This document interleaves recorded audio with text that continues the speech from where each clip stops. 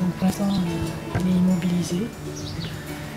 À voir après si la fracture se ressoude bien ou pas. On verra.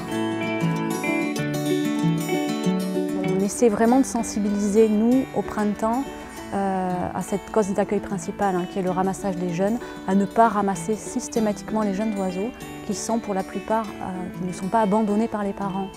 Donc il y a certaines espèces comme les chouettes hulottes ou les jeunes turdidés, les jeunes merles, les jeunes grives qui sortent du nid avant même de savoir voler et qui gardent le contact avec les adultes en appelant, et qui sont nourris sans aucun souci. Les gens les pensant abandonnés les ramassent.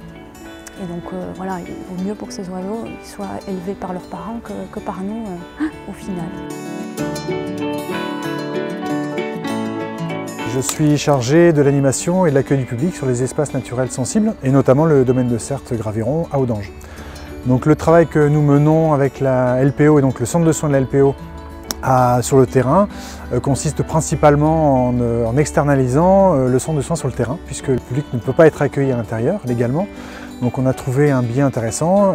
Lorsque Marie ou ses collègues ont la possibilité de lâcher des oiseaux en pleine nature après réhabilitation, nous faisons intervenir Marie avec cet oiseau lors d'une visite guidée naturaliste proposée au public.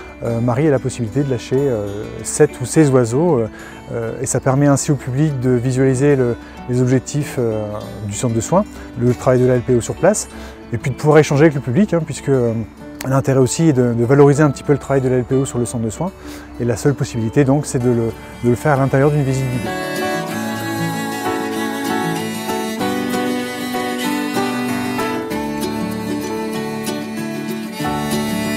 Cette année, on a la possibilité de loger des éco-volontaires. Donc c'est une quinzaine de jours minimum, voire ça peut être 1 mois, 2 mois, 3 mois. Donc on a des studios qui sont proposés par le Conseil général de la Gironde, des studios tout neufs à la ferme de Gravéron, à 2 pas du centre de sauvegarde, pour accueillir ces éco-volontaires en saison, même hors saison, lorsqu'ils le souhaitent.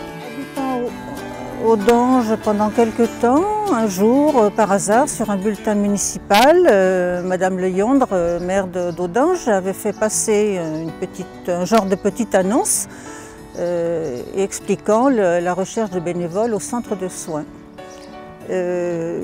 Professionnellement, j'étais dans un mode d'approche d'aide. Et j'ai continué finalement à la LPO cette façon d'approcher le vivant.